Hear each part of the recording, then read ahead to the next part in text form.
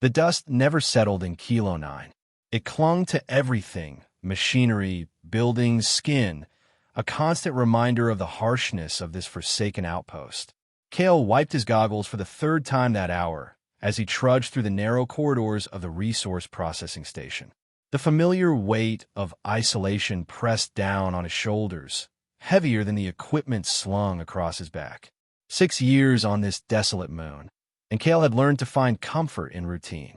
Wake before the artificial dawn, maintenance rounds in Sector 7, bland nutrient paste at the communal hall, always alone at the corner table. More repairs until exhaustion set in, then dreamless sleep. Repeat. The monotony kept the memories at bay, and that was enough. Today's inspection of the abandoned storage units in the Eastern Quadrant was an unwelcome disruption. Management suspected resource theft, and Kale, with his security clearance and tendency to mind his own business, was the obvious choice for the task. He adjusted the settings on a scanner and pushed open a corroded door. The readings spiked immediately. Organic signatures, multiple, huddled in the far corner behind stacked crates. Kale's hand instinctively moved to his sidearm. Smugglers, maybe, or desperate miners seeking shelter from debts. Neither was uncommon in Kilo 9. Come out. Slowly. His voice rasped from disuse. A moment of silence, then a rustling from behind the crates. A slender figure emerged, hands raised in immediate surrender. Not human. The blue-tinted skin and elongated features marked her as Lyrian, a species rarely seen in this sector. Her clothes were tattered, once elegant fabrics, now filthy and torn. But it was her eyes that caught Kale's attention, large, luminescent, and filled with a desperate determination. "Please," she whispered, her voice musical despite its hoarseness. "They will separate us if they find us." Before Kale could respond, two smaller figures appeared from behind her, clinging to her legs. Children. The older one, a girl with the same blue skin but deeper markings across her cheeks, stared at him with unblinking defiance. The younger, barely more than a toddler, buried his face in his mother's tattered garment. "You're trespassing in a restricted area," Kale said flatly, protocol taking over while his mind raced. Families weren't permitted in Kilo 9, especially alien ones without documentation. The penalty was immediate deportation, or worse, depending on which officer found them. The woman stepped forward, keeping her children behind her. "I am Lyra. These are my children, Alara and Run." She swallowed hard. "My husband, he died in a mining accident on Terrace Prime. In my culture, without a male to claim us, we are—" Her voice faltered. "They said I was worthless without a male. They would have taken my children, placed them with proper families." She straightened, dignity somehow intact despite her circumstances. "But my children need you, human. We need sanctuary, just temporarily. I can work, clean, repair. I have skills." The desperation in her voice intensified. "Please, if the authorities find us without a male sponsor, they'll separate us or deport us back. We cannot return."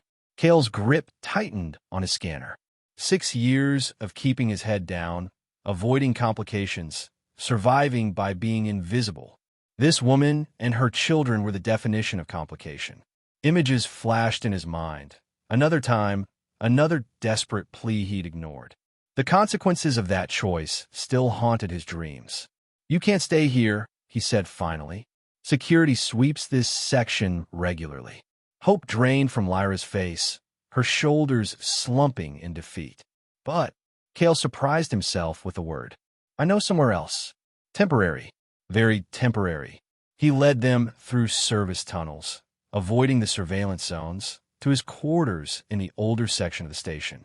The housing block was mostly abandoned after a ventilation malfunction years ago, remedied but never re-inspected. Most workers preferred the newer accommodations. Kale preferred the solitude. His living space was sparse: a sleeping pod, basic sanitization unit, and a small area with a heating element for food. A forgotten maintenance access panel on the wall opened to a narrow storage space, barely large enough for the three of them. "It's not much," he said, suddenly aware of the bleakness of his existence reflected in the stark walls. "But security doesn't come here. You'll have to be quiet during day cycles.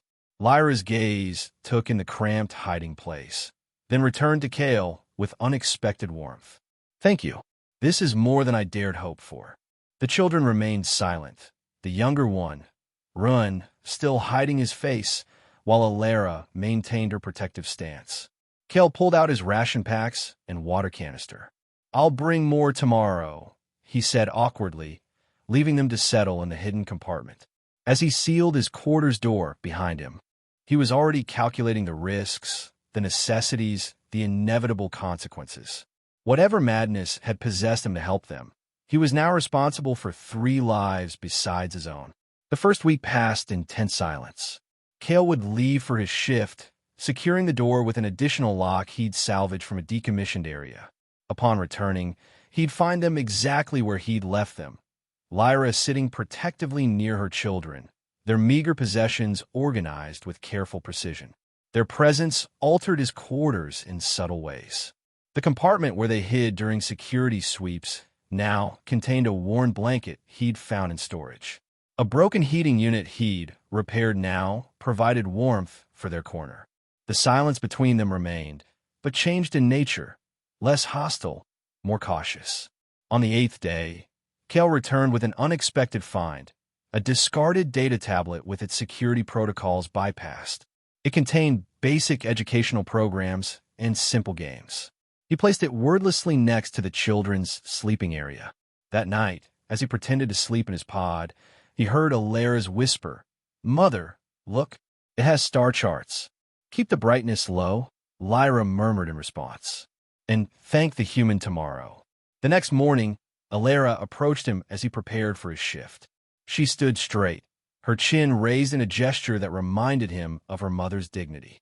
"Thank you for the learning device," she said formally, her voice musical like Lyra's but with a childish lilt.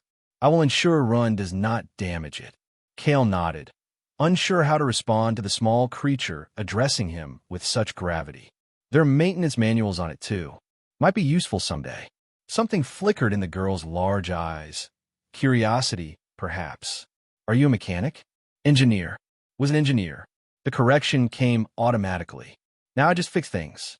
"My father was a builder of ships," she offered unexpectedly. "He taught me about propulsion systems before he went to the deep mines." The mention of her father created a hollow feeling in Kale's chest. "Your mother said there was an accident." Alara's expression closed off. "The humans said the support beams failed. Our people say they never installed them properly in the first place." She returned to her corner, leaving Kale with her accusation hanging in the air. Not his fault, not his colony, not his problem, yet shame burned in his gut as he left for his shift. That evening, he brought back extra rations and a small repair kit with basic tools. No words were exchanged, but Lyra's grateful nod carried a new weight. As days turned into weeks, the atmosphere in the small quarters shifted. Ren no longer hid when Kale entered, sometimes watching him with wide, curious eyes as he repaired equipment. Alara peppered him with questions about the station's systems when she felt brave. Lyra remained reserved, but the wariness in her posture had softened. One night, returning from a double shift, Kale found his quarters unusually warm and filled with an unfamiliar aroma. Lyra had somehow transformed his standard rations into something that almost resembled a proper meal, using spices he hadn't even known he had in his emergency pack. "You work too many hours," she said simply, passing him a portion. "Your efficiency will decrease without proper sustenance." It was the longest sentence she'd spoken to him directly, and the first that wasn't directly related to their survival. "Thank you," he managed, taken aback by the gesture. As they ate in what had become their usual formation, Kale at his small workbench, Lyra and the children in their corner, Ren suddenly stood and toddled over, extending a small hand containing a crude drawing made on scrap material. "For you," the boy said, his first words to Kale. The drawing was incomprehensible, childish scribbles that might have been the station or stars or nothing at all. But the gesture pierced something in Kale's carefully constructed armor. That night, staring at the ceiling of his sleeping pod, memories he'd suppressed for years resurfaced. The colony uprising on Helix 4. his engineering team sent to repair crucial infrastructure. The desperate civilians begging for passage on their transport when the corporate forces began their pacification efforts. His commanding officers ordered to leave them behind. The flames visible from orbit as they departed. He'd followed orders. Survived. Eventually ended up here, in this forgotten corner of space, fixing broken machinery because he couldn't fix what really mattered. And now, 3 lives depended on him breaking every rule he'd lived by since that day. Outside his quarters, Kilo 9 was changing. Security patrols increased. Rumors spread about a crackdown on undocumented workers and stowaways after contraband was discovered in a shipment to the central systems. Resources became scarcer as management tightened controls, making chaos. Additional ration acquisitions more noticeable. During one evening meal, Lyra finally spoke of her past. On our world, a widow without male relatives becomes property of the state, she said quietly, her children already asleep in their corner. Children are considered resources to be redistributed to complete families. My husband's death made us expendable. She traced patterns on the metal floor, her slender fingers following invisible lines. Eric, my husband, knew the risks of the deep mines, but the pay was enough to eventually buy our way to a better colony. When he died, his brother tried to claim us, not out of kindness, but because my daughter shows signs of rare abilities in our kind. Sensing energy patterns manipulating them slightly, Kale thought of how Alara sometimes stared at machinery, her head tilted as if listening to something beyond human hearing. We fled before the claiming ceremony, traded everything for passage on a cargo ship, then another and another, until we reached this place. She looked up at him, her luminescent eyes reflecting the dim light. I never asked why you help us. Everyone wants something in return. The accusation was gentle but clear. Kale shook his head. Not everyone. Then you are rare indeed, Engineer Kale. It was the first time she'd used his name, and somehow it sounded different in her musical voice. Their precarious existence was upended 3 days later when a station-wide alert announced an approaching dust storm, with a massive maelstrom that periodically engulfed the moon. All non-essential personnel were ordered to shelter in place for potential power fluctuations. Kale rushed back to his quarters to find Lyra already securing their meager possessions. How bad? She asked, reading his expression. Bad. Category 3. Station will seal all external vents. We'll be locked in for at least 48 hours. The implications hung between them. 48 hours confined together in a small space. No opportunity to access additional supplies or medicine if needed. Increased risk of detection if emergency teams conducted welfare checks. The storm hit with savage intensity 6 hours later. The ancient walls of Kale's quarters groaned under the pressure. Dust seeped through microfractures, creating a fine haze despite the sealed environment. The lights flickered as backup systems engaged. Rin developed a cough that steadily worsened as the dust particles irritated his lungs. By the 18th hour of the storm, he was burning with fever, his blue skin taking on a dangerous ashen tone. He needs medicine, Lyra said, her composure cracking for the first time. Our physiology, the dust, is toxic to our young. Kale assessed their options grimly. Medical Bay is 2 sectors over. Security will be minimal during storm protocols, but automated systems will still log any access. Please, Lyra whispered, cradling her son. I cannot lose him too. The corridor outside was eerie in the emergency lighting, dust swirling in the red glow.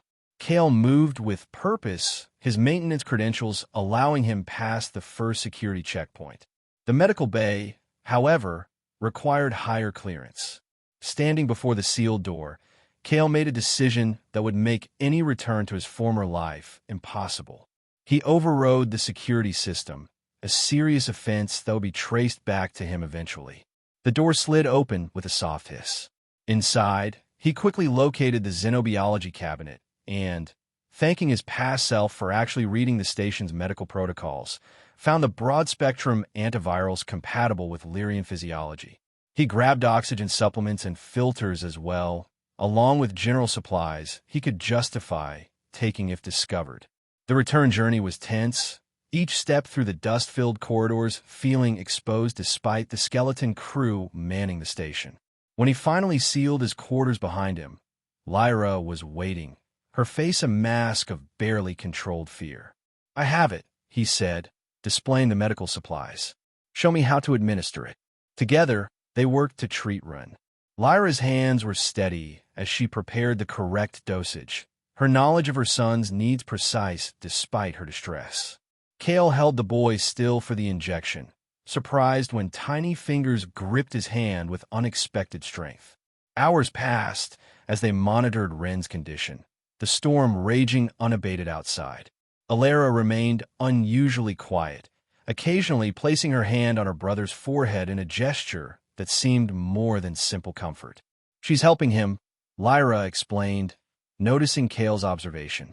"Channeling energy, as I mentioned. It's rudimentary, but effective for family members." "You can do this too?" Kale asked, fascinated despite the gravity of their situation. "Not as strongly. It passes more potently through female lines." A ghostly smile touched her lips. "One reason my brother-in-law was so eager to," claimed Ilera. "Such abilities are valuable." By the time the storm began to abate, Ren's fever had broken. The child slept peacefully, his color returning to normal. Alara had finally succumbed to exhaustion beside him, and Lyra sat guard, her vigilance unwavering despite her obvious fatigue. "Sleep," Kale told her. "I'll watch them." She hesitated, then nodded. "Wake me if his breathing changes." As she settled beside her children, Kale realized how completely his life had been transformed in the weeks since finding them. The emptiness of his existence before them seemed incomprehensible now. These three beings, with their quiet dignity and resilience, had awakened something he thought long dead. When Lyra woke hours later, she found Kale at his workbench, surrounded by data pads and station schematics. "What are you doing?" she asked, her voice still thick with sleep. "Planning," he answered without looking up. "We can't stay here much longer. Security protocols are tightening. It's only a matter of time before they conduct a full sweep." She moved to his side, studying the diagrams. "You're mapping escape routes." "Transport options," he corrected. "There's a difference between escaping and leaving with purpose." Their eyes met, a moment of perfect understanding passing between them. This was more than temporary shelter now. This was a future. In the days that followed, as the station recovered from the storm damage, Kale began gathering information and supplies. Cargo manifests revealed scheduled shipments to the outer colonies, including some with minimal security protocols. Station gossip, which he'd previously ignored, now provided valuable intelligence about patrol patterns and upcoming inspections. Lyra proved an unexpected asset in their planning. Her experience navigating multiple transit systems during their flight to Kilo 9 had honed her understanding of shipping procedures and documentation requirements. Together, they identified a cargo vessel departing in 2 weeks' time for a remote agricultural colony, undesirable enough to have lax immigration controls, but stable enough to provide safety. "We'll need identification," Lyra pointed out as they reviewed the plan late one night. The children slept peacefully, Rin fully recovered from his illness. Kale nodded grimly. "I have a contact in administration. It's risky, but he owes me for repairs I've conducted off record." What he didn't mention was the price such a favor would command, likely everything he'd saved during his years on the station. Freedom, it seemed, was expensive. Their preparation was interrupted by an unexpected complication. Officer Drayson, a security official known for his ruthless efficiency and willingness to bypass regulations for personal gain, began taking a particular interest in Kale's movements. "Engineer," Drayson's voice echoed down the corridor as Kale returned from supply run. "Unusual to see you in the marketplace during your shift." Kale kept his expression neutral, adjusting the pack containing food and medicine. "Maintenance completed early. Personal time." Drayson's thin smile didn't reach his eyes. "Indeed, you've been completing a lot of tasks early lately, and requisitioning additional rations." Developing a larger appetite. Better than developing a larger waistline, Cale replied, nodding toward the officer's straining uniform. The insult was calculated. Drayson's vanity was well known, and he would attribute Cale's uncharacteristic sharpness to it rather than fear. Careful, engineer. Regulations exist for reasons. Resources are limited. Drayson leaned closer. Rumor has it you've been accessing restricted areas. Medical bays during the storm lockdown, for instance. Ice formed in Cale's stomach. Maintenance checks. Critical systems. Of course. Drayson stepped back. Just remember, I notice patterns, and I reward those who provide. Interesting information. The implied threat hung in the air as the officer walked away. Cale waited until he turned the corner before allowing his composure to crack, his hand trembling slightly as he entered his quarters. Lyra knew something was wrong immediately. What happened? We need to move faster, Cale said, quickly securing the door. Drayson suspects something. He doesn't know what, but he's watching. That night, they revised their plans. The cargo vessel they'd identified was leaving in 9 days, too long to wait with Drayson's suspicions aroused. Instead, they would need to attempt a riskier option, a mining survey ship departing in 3 days for the outer asteroid belt. The survey team will be small, Cale explained as they huddled over the schematics. For technicians plus pilot, loading procedures are automated, minimal security oversight. And then, Lyra asked, her fingers unconsciously stroking Alara's hair as the child dozed against her. The survey route takes them past Junction Station. Heavy traffic, multiple vessels, coming and going. If we can disembark there. He didn't need to finish the thought. Junction Station was a hub of commerce and transportation, offering countless options for disappearing into the vast network of colonies and settlements. Obtaining the necessary documents required Cale to call in every favor he'd accumulated in 6 years of fixing unofficial problems for station personnel. His savings, intended for an undefined future that had never seemed real, were depleted to secure passage codes and falsified clearances. The most dangerous part was creating their cover story. Cale registered a request for transfer to the mining operations on the outer belt, citing expertise that would be valuable to the survey mission. To explain the presence of Lyra and the children, he registered them as his family, newly arrived from central processing with delayed documentation following the dust storm disruptions. It was a flimsy cover, relying heavily on the chaos of post-storm operations and the tendency of bureaucratic systems to accept what appeared in their databases without question. Any serious investigation would reveal the fabrication, but they only needed it to hold for 3 days. On the evening before their planned departure, as they packed the few possessions they would take, Alara approached Cale with the data tablet he'd given her weeks ago. I've deleted our learning histories, she said solemnly, and encrypted the personal files with a key only we know. Cale blinked in surprise. You know encryption protocols? The girl lifted her chin in that now familiar gesture of pride. I learned quickly. Mother says it's part of my gift. It certainly is, he agreed, genuinely impressed. At barely 8 standard years, Alara's technical aptitude surpassed many adult technicians he'd worked with. Will we be safe where we're going? She asked suddenly, her composure slipping to reveal the child beneath. Cale crouched to her level, choosing his words carefully. Safety isn't always about places. Sometimes it's about the people you're with. He glanced at Lyra, who was helping Rin prepare for sleep. Your mother would cross galaxies to protect you, and so would I. The admission startled him as much as it seemed to comfort Alara. When had these 3 become so essential to his existence that he would risk everything for them? Their final night in the quarters that had become their shared home was spent in quiet preparation. Identifications were reviewed, routes memorized, contingencies established. If separated, they would rendezvous at Junction Station, at the Commerce Level Central Plaza. There's something I need to tell you, Lyra said softly after the children had finally fallen asleep. About our abilities. In the dim light, her luminescent eyes seemed to glow more intensely.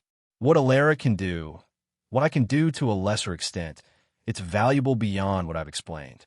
In the right settings, we can not only sense energy patterns, but influence them.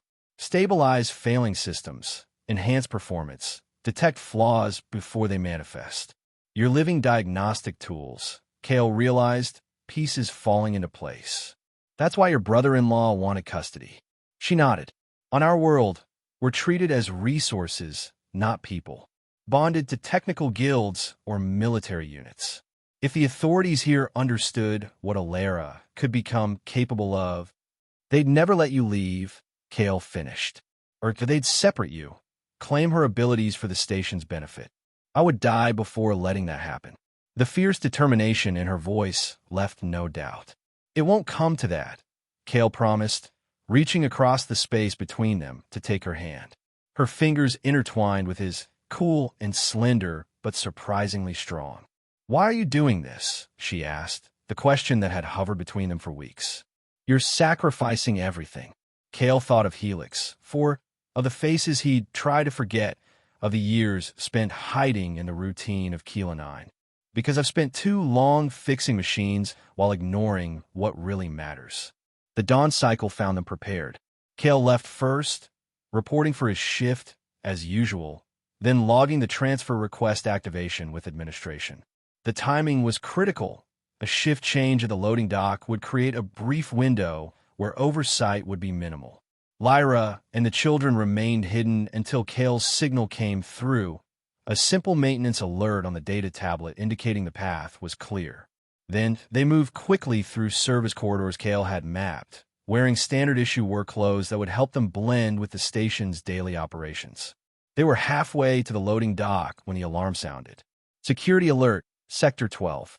All personnel, stand by for identification checks. Drayson's voice, triumphant even through the mechanical distortion of the announcement system.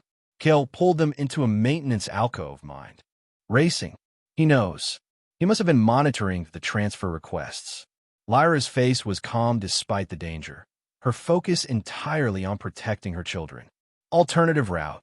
Through the atmosphere processing plant, Kale decided. It's longer but less monitored due to the noise and conditions. We'll need breathers. He accessed a nearby emergency station, withdrawing breathing apparatus for all of them. Rin whimpered as the unfamiliar mask was placed over his face, but Alara whispered something in their native language that calmed him immediately.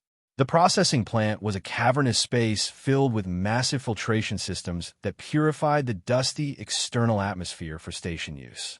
The noise was overwhelming, grinding machinery, hissing valves, the constant drone of circulation fans.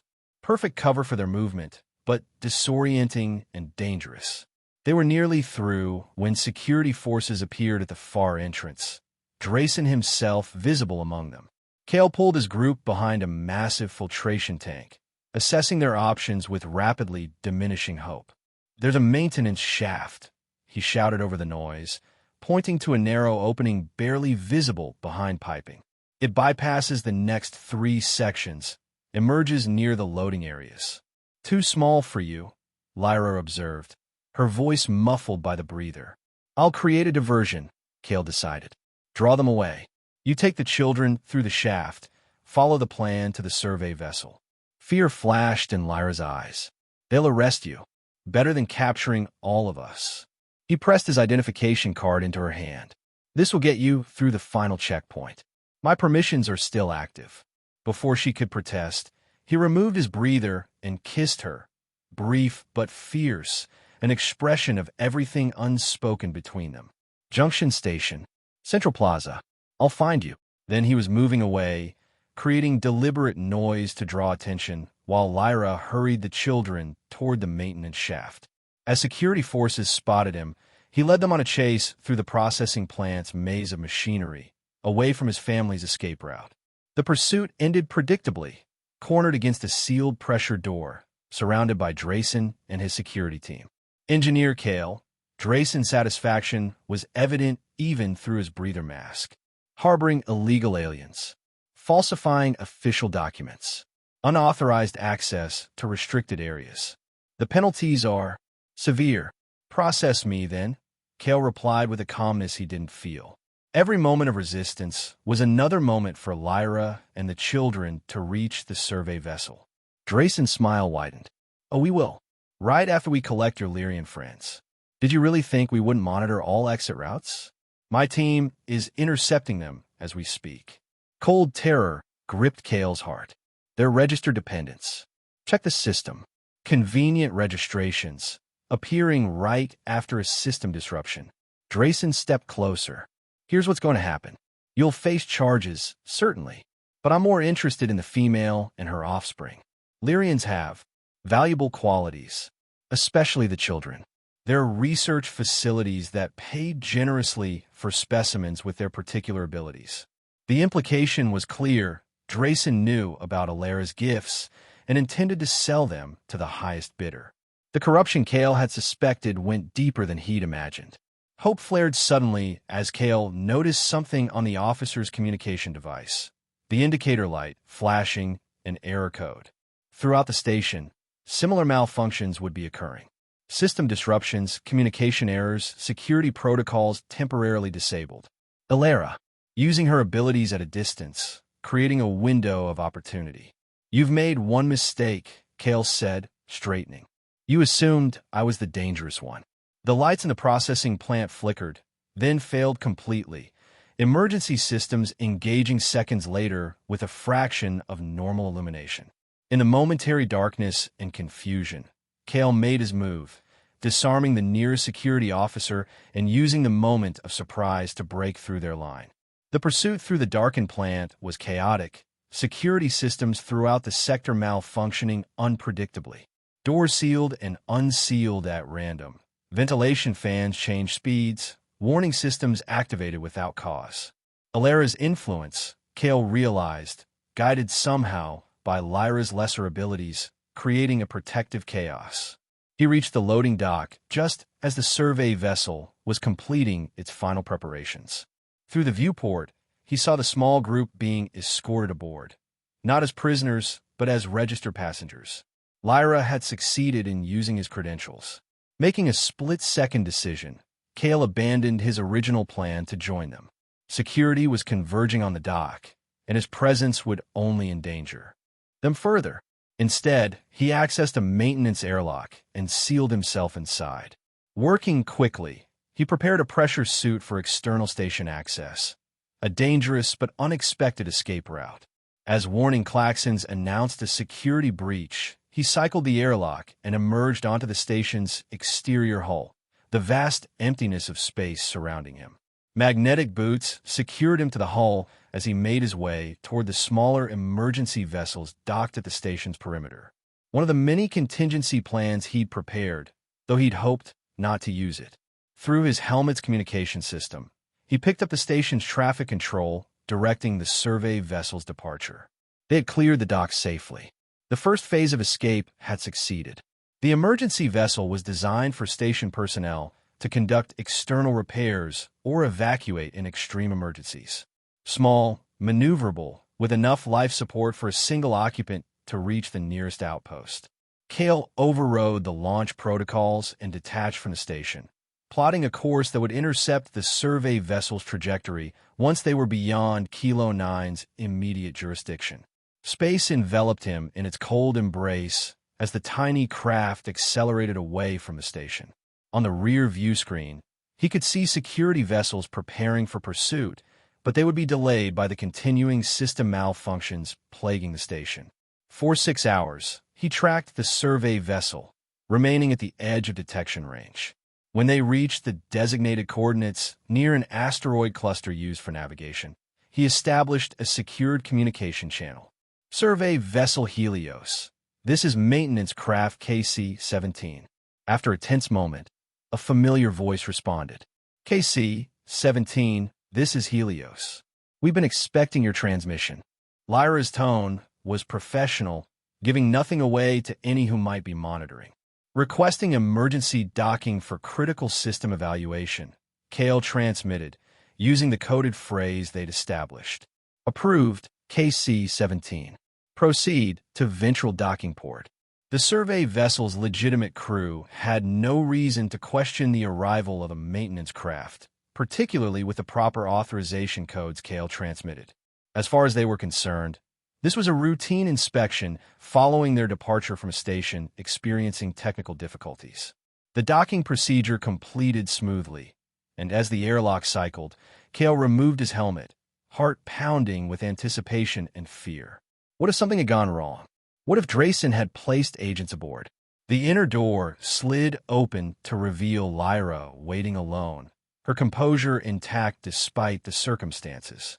For a moment, they simply stared at each other, the reality of their escape still sinking in. Then she was in his arms, her slender form pressed against him in an embrace that spoke more than words ever could. "You found us," she whispered against his neck. "I promised I would," he replied, drawing back to look at her. "The children? Safe. The crew believes they are resting in our assigned quarters." Her luminescent eyes searched his face. "How did you escape?" "With difficulty," he said, the understatement drawing a small smile from her. "We need to move quickly. Kilo 9 will alert patrol vessels once they restore communications fully." Together, they made their way to the vessel's small auxiliary craft bay, where emergency pods were stored for worst-case scenarios.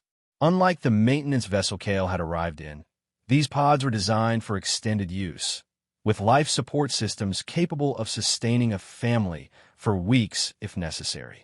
Alara and Run were waiting, their few possessions already stowed in one of the pods. The girl's face lit up when she saw Kale, and she rushed forward to embrace him with unexpected intensity. "I knew you would come," she said with absolute certainty. "I saw the path." Kale exchanged a glance with Lyra, who nodded slightly. Another aspect of her daughter's abilities, it seemed. Working quickly, they prepared the pod for launch.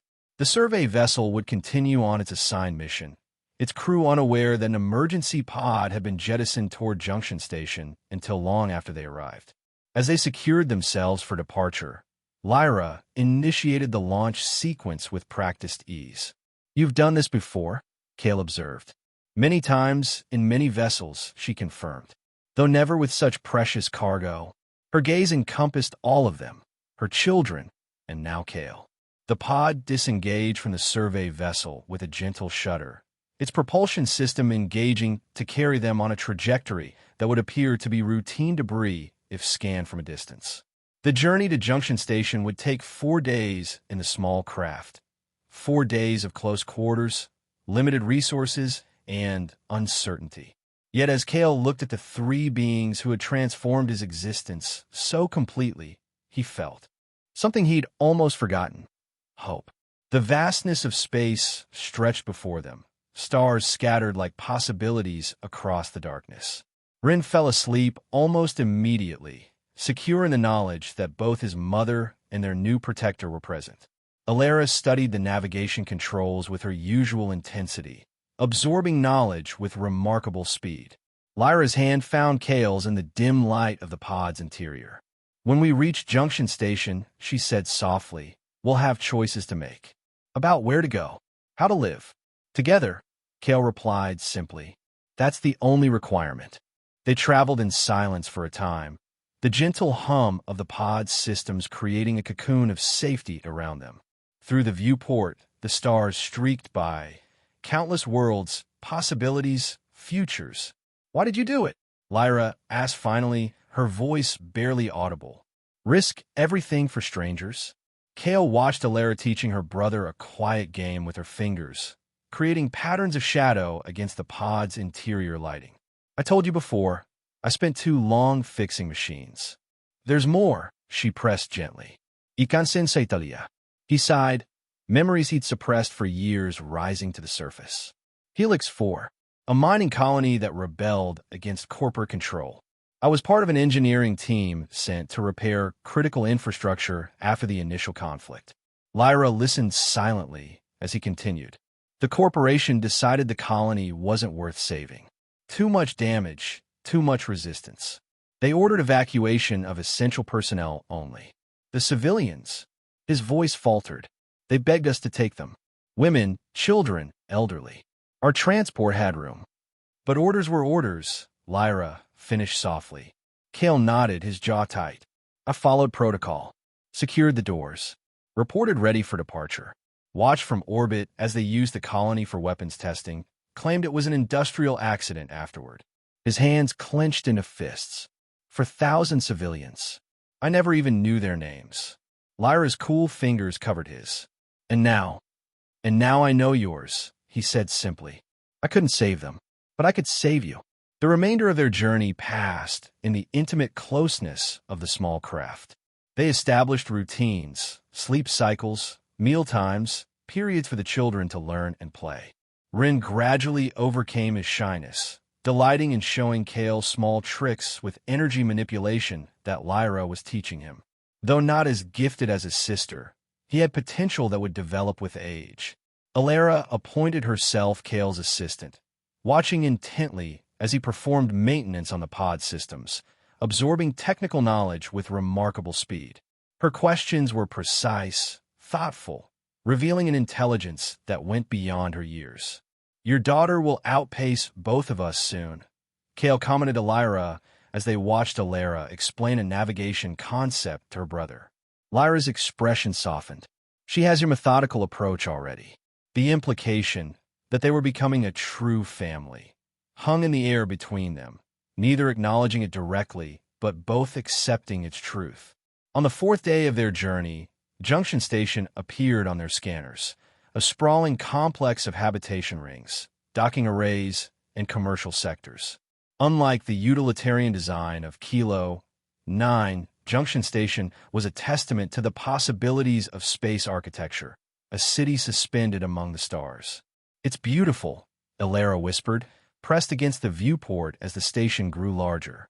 And dangerous, Kale cautioned. Junction has minimal entry restrictions, but that means everyone passes through, including those who might be looking for us.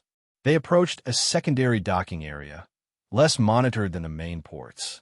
Using access codes Kale had acquired during their planning, they registered the pod as a private transport requiring maintenance, a common enough occurrence to avoid scrutiny. As they prepared for docking, Lyra gathered the children. Remember what we practiced, she said firmly. Stay close. Speak only when necessary. If we're separated. Central Plaza, mid-level, Rin recited dutifully.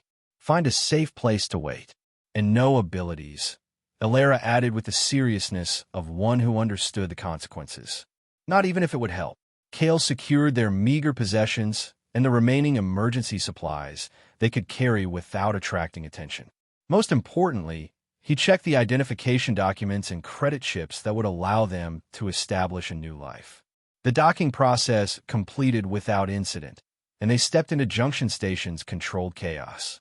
After the confined spaces of Kilo 9 and the escape pod, the station's vast interior was overwhelming. Thousands of beings from dozens of species moving through interconnected plazas and corridors, holographic advertisements floating above marketplaces, the constant hum of commerce and conversation. Lyra kept the children close, her expression neutral despite the culture shock. Kale led them confidently through the crowds, following a memorized path to temporary lodgings in a mid-level residential sector popular with transient workers. The room they secured was small but clean, with 2 sleeping alcoves, basic sanitation facilities, and a food preparation unit. Compared to their hiding place in Kilo 9, it was luxurious. We'll rest here for 2 days, Kale explained as they settled in. I need to make contact with a transport heading outward to the agricultural colonies. Junction is too well connected to central systems for us to stay long-term. That night, with the children finally asleep after the excitement of their arrival, Kale and Lyra sat together in the small common area, speaking in hushed tones. The Agrarian Collective has several settlements that accept refugees without excessive documentation, Kale explained, displaying information on a datapad. They need skilled workers, and your abilities, both technological and biological, would be valuable without being exploited. Lyra studied the information, her luminescent eyes reflecting the screen's glow. It looks peaceful. It is basic but stable. Good education systems for the children. He hesitated. If that's what you want. She looked up at him, a question in her gaze. What do you mean? You're free now. You and the children. If you prefer to go elsewhere, he couldn't finish the sentence. The possibility of separation suddenly unbearable. Lyra set aside the datapad and took his hands in hers. Kale, you gave up everything to save us. Do you think we would choose to continue without you? I wouldn't hold you to any obligation, he said stiffly. You needed help. I provided it. A small smile touched her lips. Is that what you believe this is? An obligation? Before he could respond, she leaned forward and kissed him, tentative at first, then with growing certainty.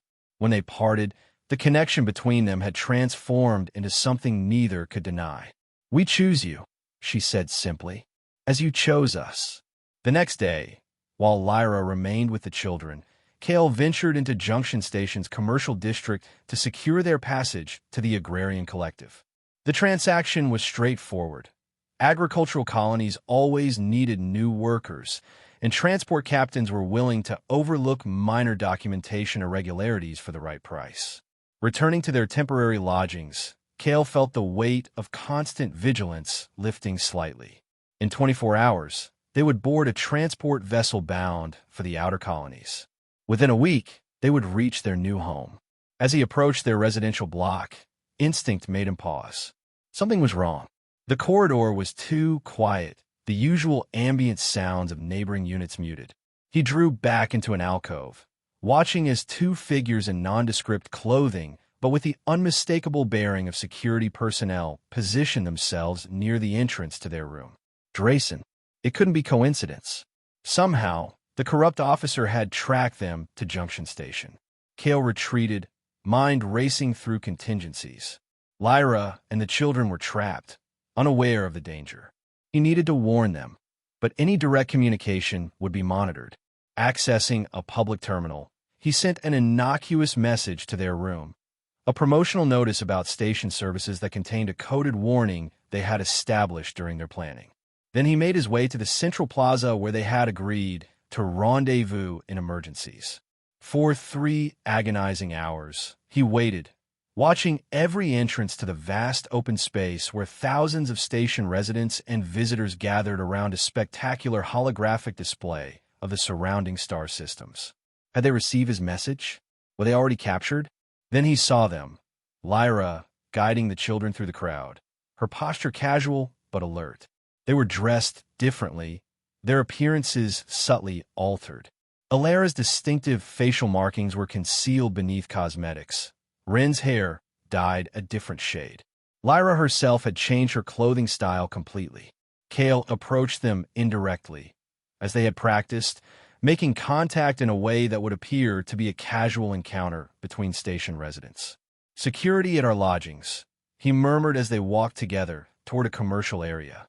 They found us faster than expected. Lyra nodded almost imperceptibly. Our transport, scheduled for tomorrow. We need somewhere to stay tonight.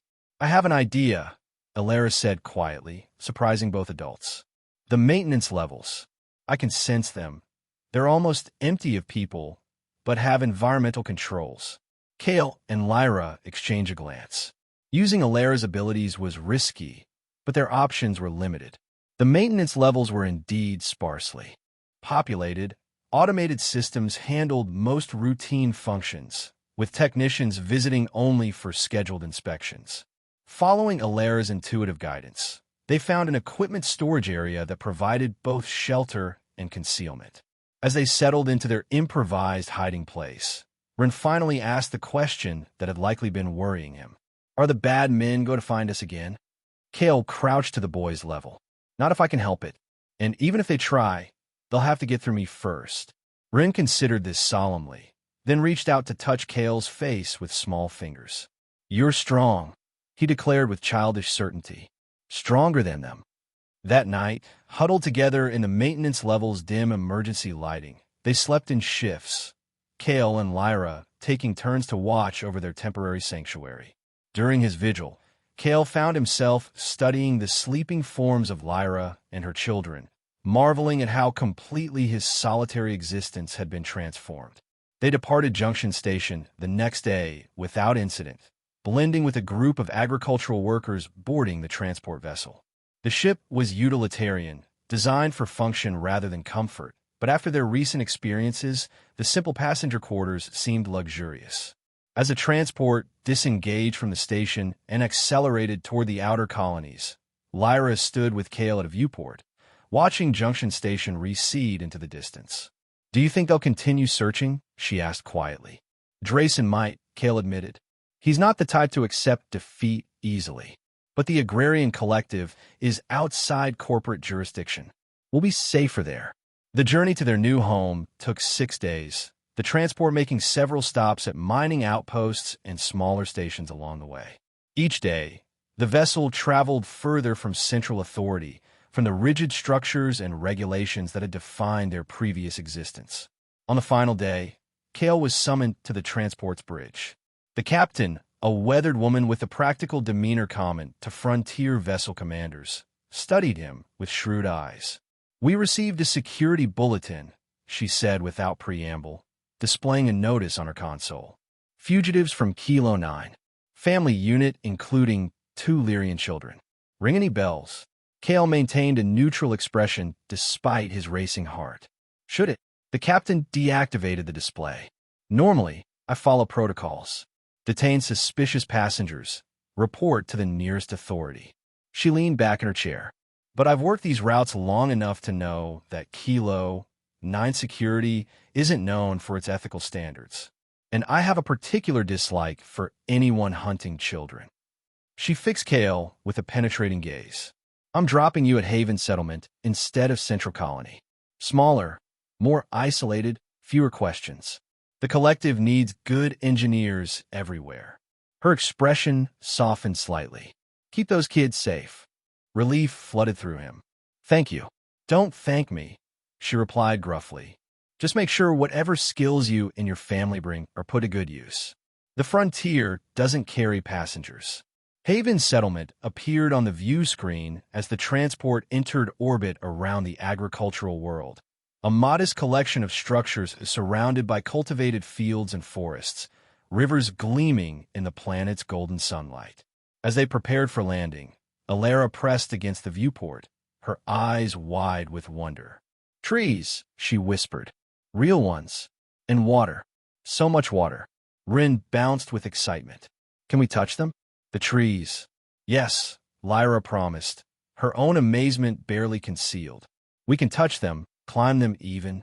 The transport landed on a simple platform near the settlement's edge.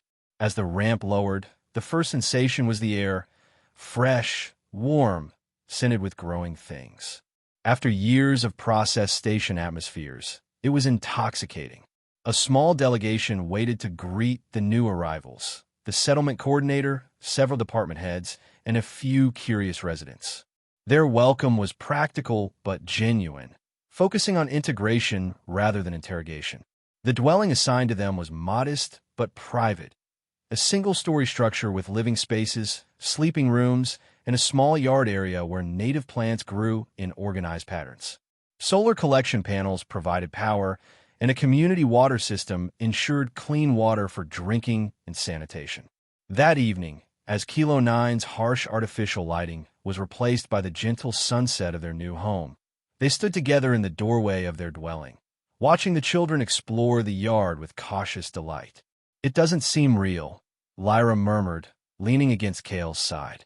"After everything, to end up here." "Not an ending," Kale corrected gently. "A beginning." In the weeks that followed, they established new routines.